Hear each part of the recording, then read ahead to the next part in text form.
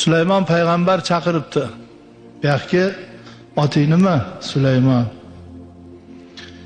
Shu nomimda ekansan, adashganmiz, mana shu govharni olgin. Bu juda qimmatbaho tosh.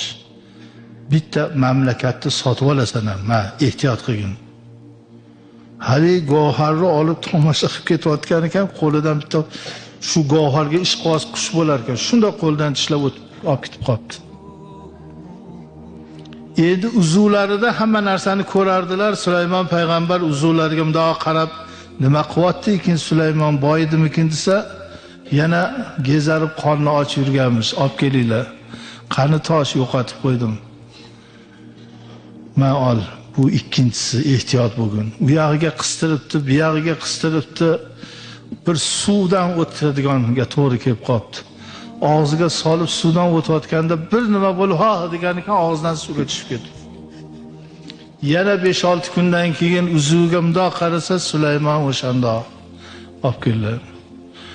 Mana bu oxirgisi, bu dunyoda o'zi 3 ta. Men 3-chisini olgan. 3-chisini ham bir sirg'anib yiqilibmi, bir nima bo'lib yo'qotadi. Oxiri qarasa yana shu chaqiringlar bu yoqqa deydi. Ey odammas, asl noshud ekansan. Men seni Xudo aslida seni shunday yaratgan ekan, men seni boy qilaman deb harakat qilibman. Yo'qol ko'zimga ko'rinma deb yoribdilar. Haligi Sulaymon aytarmish, Alloh mingta payg'ambar bitta Alloh bo'lolmas ekan. 40 yildan beri boqasan, a'zolarni bergansan, biron marta koyiymaysan.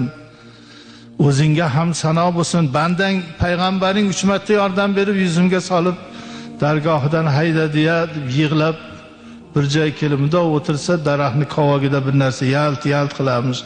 Borib qarasa, uchovini ham o'sha qush olib iniga qo'yib qo'ygan ekan. Buni Alloh berdi endi. Halini olib bir payt qarab qo'yishini oshitdan deb uzukka qarasalar, qasr qurdirayotganmiz bir shaharda, zo'r kiyim olgan. Darrov oldiga borib, ha Sulaymon desa, ha payg'ambar, Alloh berdi, uchovini berdi. Alloh bergani abadiy bo'ladi. Yopishadi. Birovniki minnatli bo'ladi. Minnat qilmay berganga egil. Minnat qilmay berganga boshingni yerga qo'y. Shu zotni qilma deganini qilma, qil deganini qil, baraka topasan.